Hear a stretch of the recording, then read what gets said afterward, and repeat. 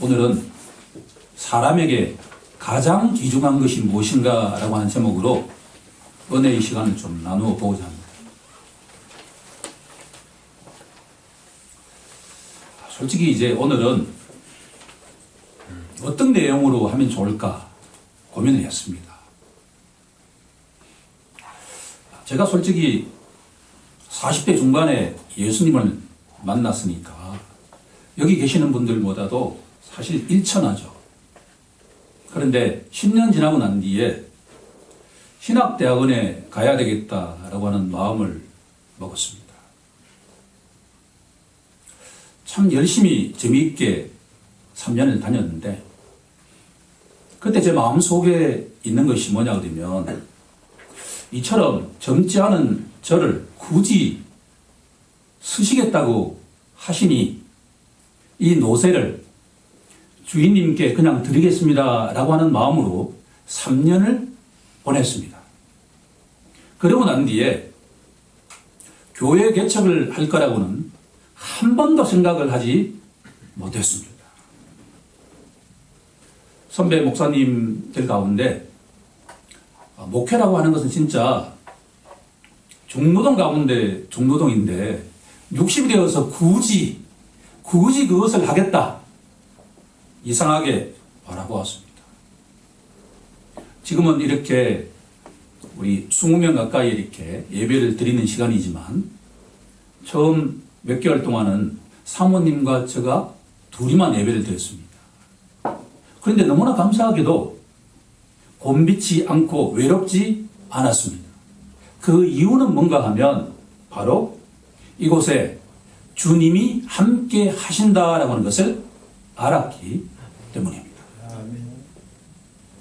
우리 박정은 교수님이 잘 아시지만 제가 예수 믿고 난 뒤에 첫 번째로 변화된 것이 술을 먹지 않게 되었습니다. 지금 생각하면 그 좋은 걸 왜 제가 안 먹게 되었을까 조금은 아쉬운 대목도 있긴 하지만 그 다음에 주일마다 성경책을 갖고 예배당에 가는 예수쟁이가 되기 시작했죠. 예수쟁이라고 한 말은 조금 이게 비꼬는과 같은 뉘앙스가 있지 않습니까? 그리고 새벽 예배를 가기 시작했고 학교의 일보다는 교회에 관여한 일이 훨씬 많을 정도로 변화가 되었습니다. 그런데 지금 제가 돌이켜보면 예수를 믿고 난 뒤에 근본적으로 변화된 것이 무엇인가라고 하면 오늘의 설교 제목이다라고 결론 내릴 수가 있습니다. 인간에게 가장 중요한 것이 무엇인가에 대한 깨달음이 나에게 찾아왔다라는 내용입니다. 어떻게 보면 제가 이 자리에 선 이유는 그 이상도 그 이하도 아닌 우리 인간에게 가장 귀중한 것이 무엇일까에 대한 분명한 깨달음과 보는 눈이 생겼다라고 합니다. 오늘은 여기에 대한 질문의 답을 세 가지의 단어를 중심으로 지금부터 증언해 보고자 합니다. 첫 번째 단어는 본문 25절에 나오는 내용인데 우리 다 함께 25절을 합독해 보도록 하겠습니다. 시작. 그러므로 내가 너희에게 이르노니 목숨을 위하여 무엇을 먹을까 무엇을 마실까 몸을 위하여 무엇을 입을까 염려하지 말라. 목숨이 음식보다 중하지 아니하며 몸이 의복보다 중하지 아니하냐. 여기에 반복되는 단어가 딱 하나 나오는데 바로 목숨이라고 하는 단어입니다. 첫 번째 반려의 정답은 목숨입니다.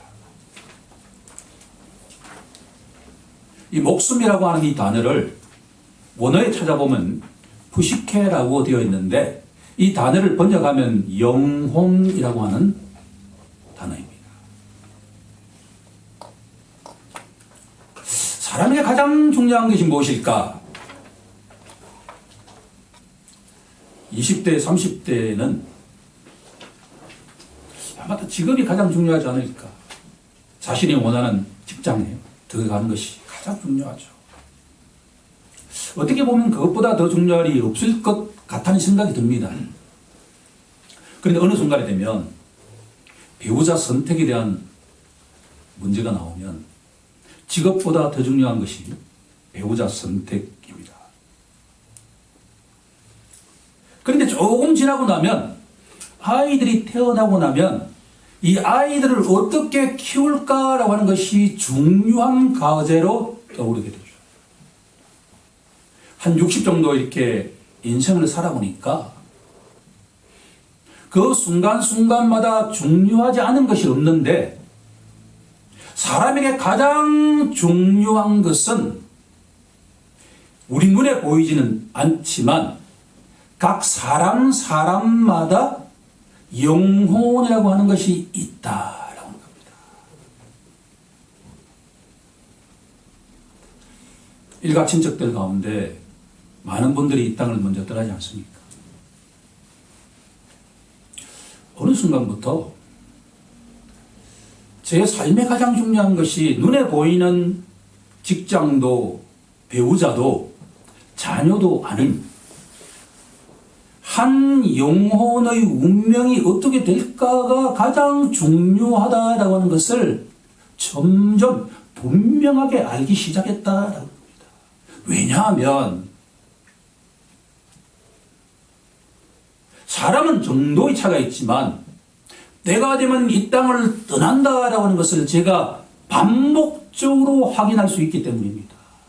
어떤 사람은 이 땅을 100세까지 누리는 사람이 있지만 그 사람 역시 이 땅을 떠났고, 성경에 보면 무두셀라라고 하는 사람이 969세를 살았는데 그 사람 역시 이 땅을 떠났다라고 합니다.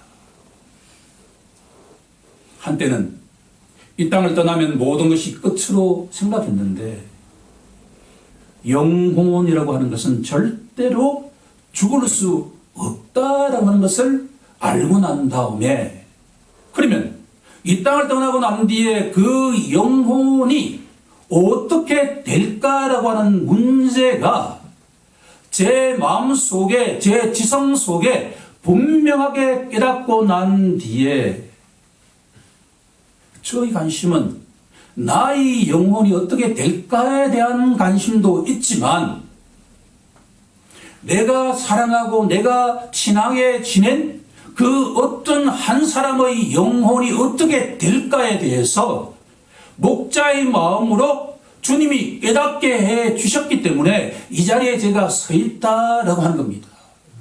이 자리에 계신 분들은 나에게 너무나 소중한 동시에 솔로몬의 고백처럼 한 영혼 한 영혼이 하나님 보시기에 너무나 소중한 그 값을 따진다고 한다면 예수님 말씀하시기를 너희가 징기스칸처럼 이 세상의 모든 것들을 다 가진다 하더라도 만약 너가 자신의 영혼을 잃는다고 한다면 그것은 아무런 소용이 없다라고 말씀하시는 것에 저는 아멘으로 받아들이지 않을 수가 없다. 우리 눈에 보이지 않지만 각자의 생각과 모든 것들의 근원을 이루는 그 영혼, 푸시케, 영어로 말하면 소울이라고 하는 것이 있는데 히포의 성자 어거스틴은 말하기를 자신은 지금까지 나의 욕망을 위해서 다양한 삶을 살아왔습니다.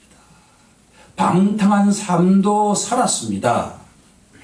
하지만 인간의 영혼이라고 하는 것이 하나님이라고 하는 집에 도달하기 전까지는 결코 인간의 영혼에게는 평강이 있을 수 없다라고 하는 것을 고백한 것이 바로 참회록 고백록의 골자다라고 합니다.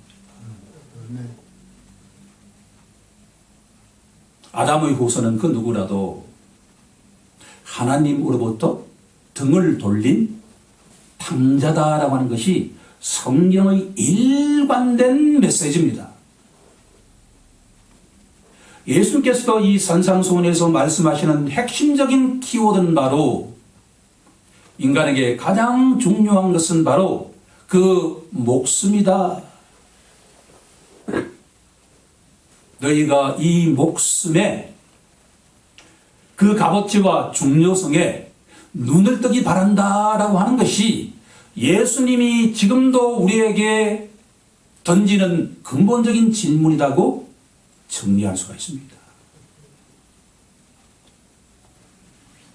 제가 오늘 여기 모인 우리 모두에게, 저 자신을 포함한 우리 모두에게 던지는 1차적인 메시지는 사람에게 가장 중요한 것은 바로 자신의 영혼의 상태임을 깨닫는 시간이 되길 간절히 소망합니다.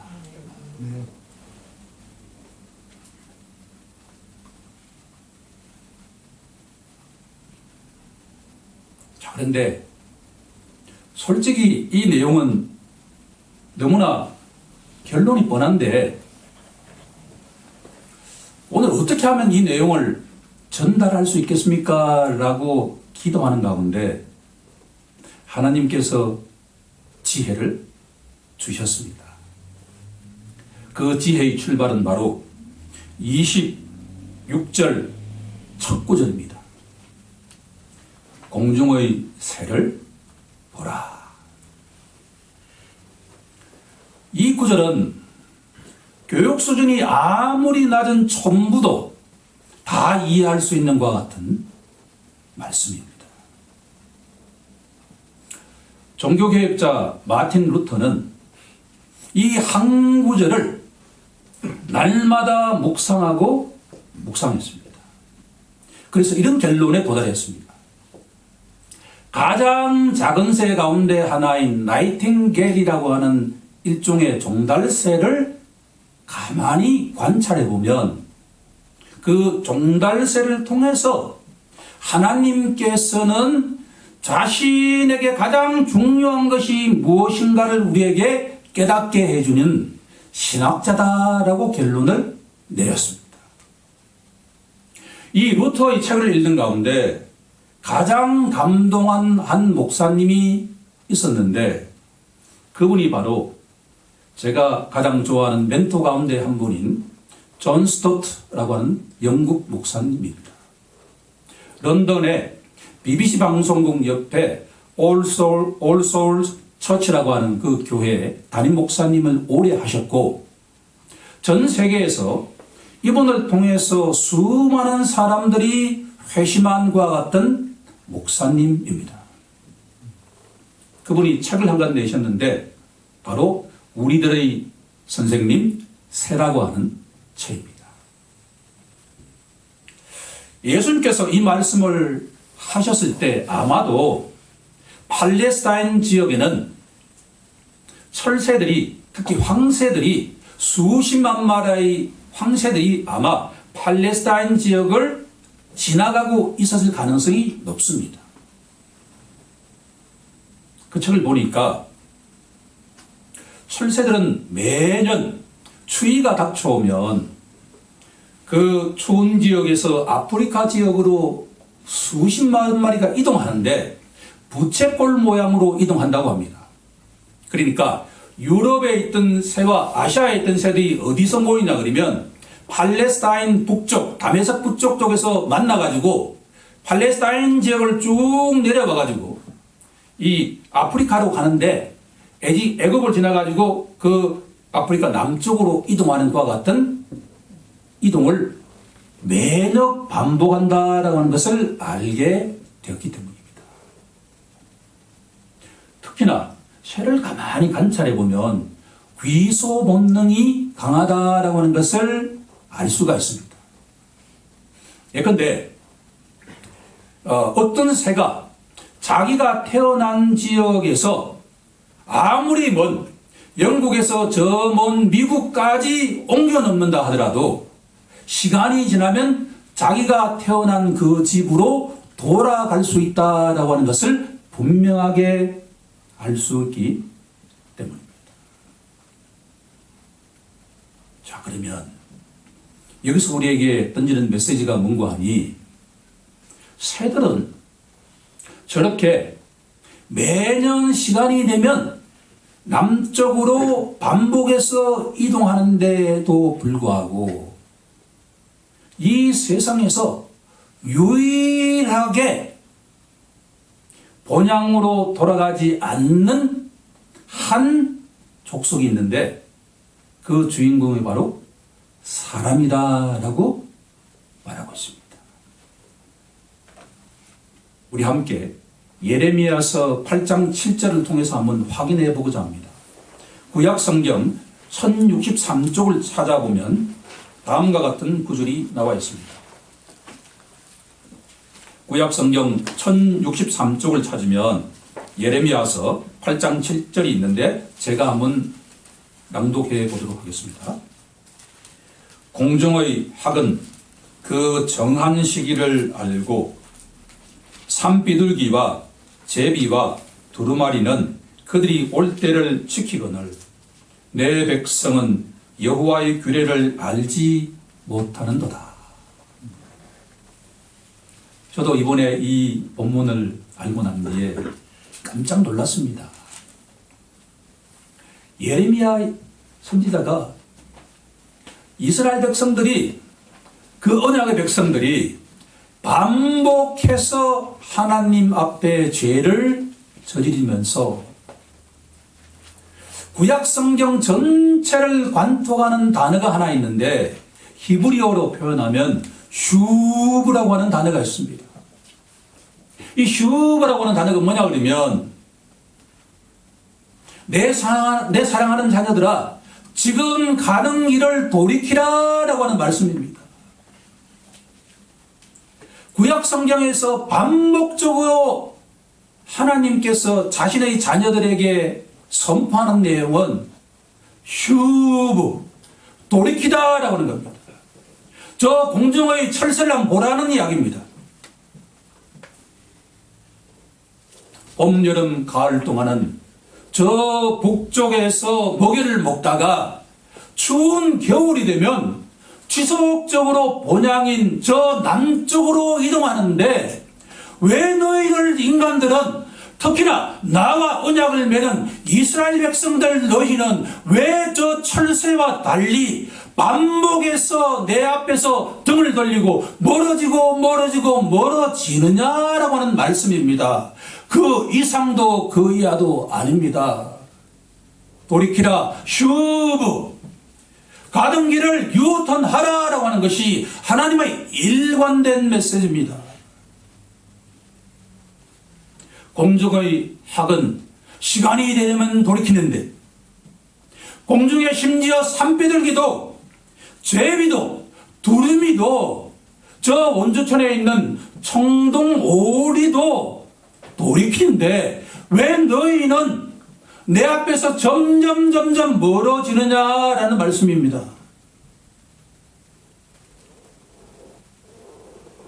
꼭 그렇게 너희가 나를 떠나서 멀리 가면 갈수록 너희 눈에는 그렇게 화려하게 보일지라도 그것이 낭떠러지인데 왜 그 길로 가려고 하느냐는 말씀입니다. 이 말씀은 바로 아버지 어머니의 말씀 아닙니까? 이 세상의 부모 가운데 사랑하는 자기의 아들, 딸이 낭떠러지로 가는데 가만히 있을 부모가 과연 있겠느냐라고 하는 겁니다. 이 천지 만물을 창조하신 하나님께서 원하시는 마음은 하나의 마음인 줄로 믿습니다. 저 날아가는 새를 보라라고 하는 겁니다. 새들은 때가 되면 본향으로 돌아오는데 너희들은 왜 그렇게 나로부터 점점 멀어져 가느냐라는 말씀입니다. 인간의 영혼에게 참된 본향은 어디입니까? 우리가 한평생 어거스틴이 그렇게 고백했던 그 하나님께 돌아오기 이전의 삶처럼 그렇게 살아가야 되겠습니까?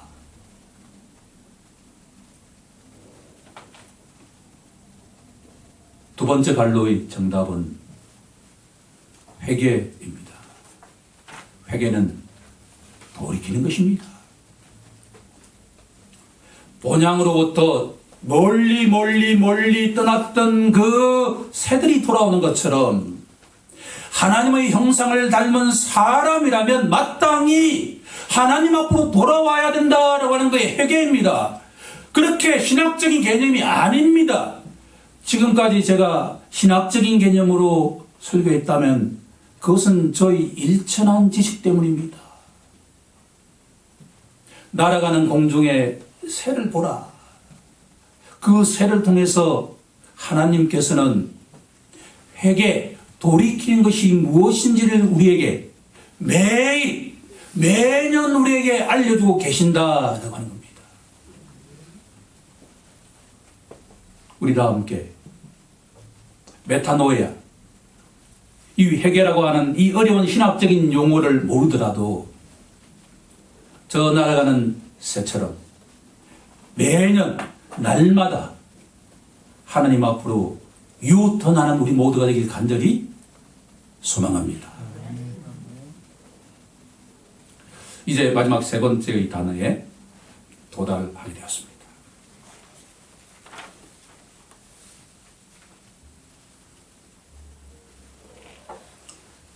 새 두 마리가 대화를 했습니다. 새 한 마리가, 친구야, 내가 요즘 아주 궁금한 게 하나 있는데, 이 사람이 말이야, 날마다 염려하면서 불안하면서 바쁘게 안절부절 못하며 살아가는 것을 내가 발견했다라고 다른 새에게 이야기했습니다. 이 말을 들은 이 새가 이렇게 답했습니다. 그래 말이야. 사람에게는 하나님 아버지가 안 계시는 것 같아. 우리에게는 날마다 하나님 아버지가 일용할 양식을 책임지고 계신데 저들에게는 하나님 아버지가 안 계시는 것 같아 라고 대화를 했습니다. 깜짝 놀랄 일 아닙니까?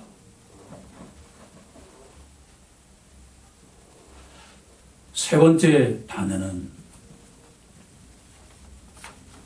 과거 한때 하나님 본향으로부터 떠났던 자가 돌이키고 난 다음에 요청되는 것은 믿음이라고 하는 단어입니다.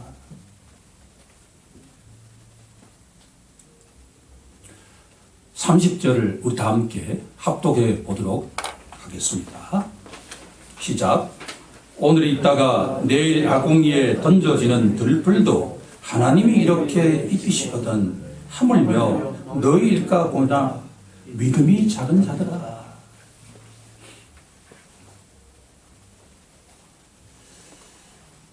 제가 60이 넘었는데도 우리 어머니 눈에는 제가 연약한 아들로 보이죠.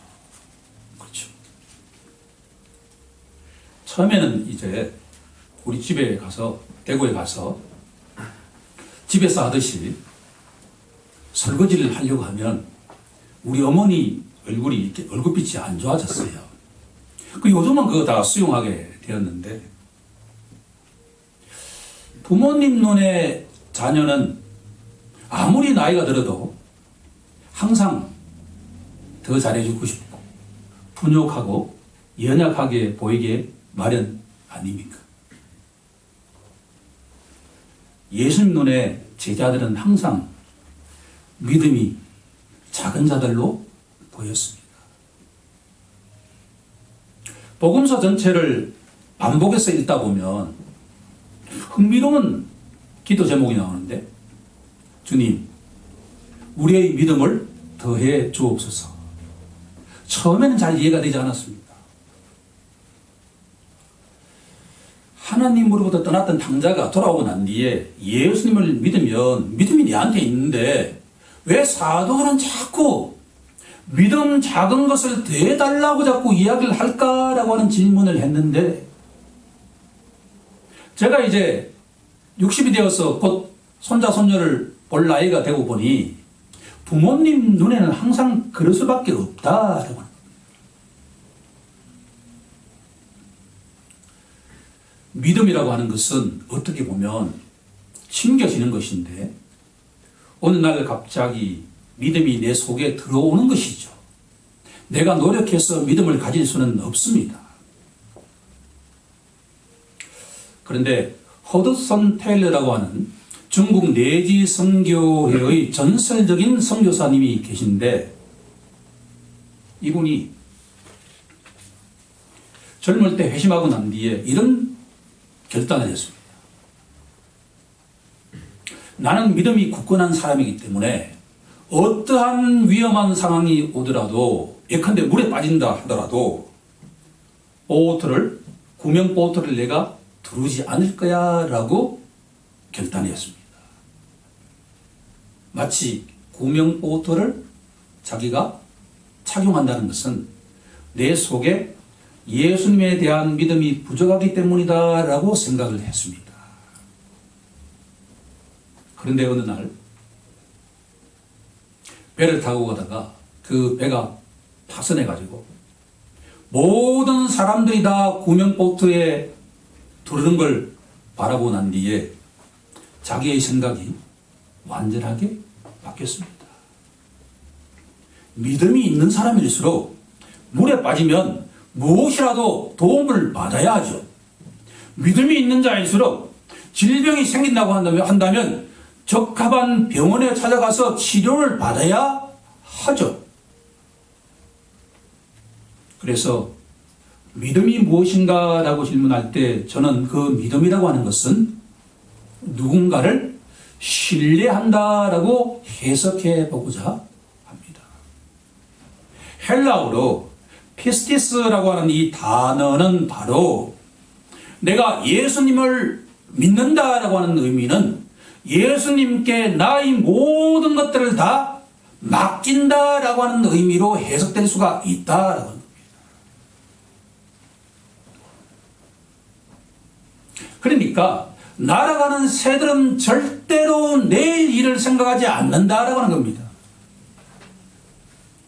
그들이 하는 것이라고 하는 것은 오늘 이 시간에 하나님이 마련하신 모든 선물을 기쁜 마음으로 먹으면서 누린다라고 하는 겁니다. 그런데 유독 사람이라고 하는 존재는 지금 이 시간에 집중하기보다도 내일에 집중하는 것과 같은 특성이 있다. 만약에 하나님을 믿고 의지한다고 한다면 내일 일을 걱정하지 말라라는 말씀입니다. 천년을 하루처럼 보시는 하나님의 시간 개념과 인간의 시간 개념은 근본적으로 다를 수가 있지만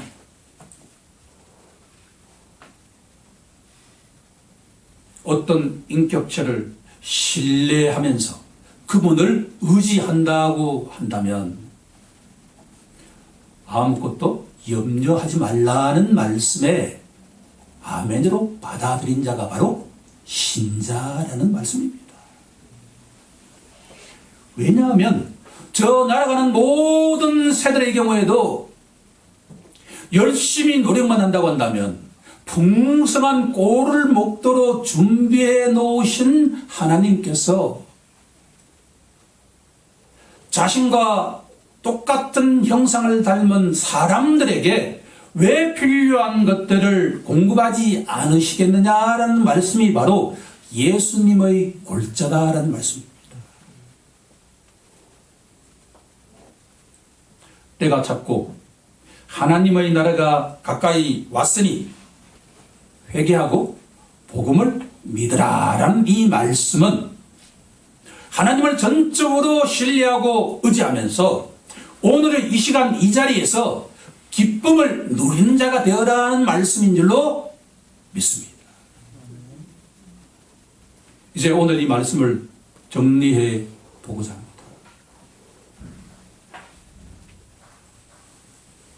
우리 사람에게 가장 중요한 것은 눈에 보이지 않다면 바로 목숨, 영혼이라고 하는 것을 깨닫는 시간이 되길 간절히 소망합니다. 그러기 위해서는 하나님으로부터 떠났다라고 하는 것을 인정하면서 돌이키는 자가 되어야 할 것이고, 그 다음에는 하나님을 의지하면서 신뢰하면서 오늘 이 자리에 맡긴 그 모든 것들을 누리면서 기뻐하는 자가 되길 간절히 소망합니다.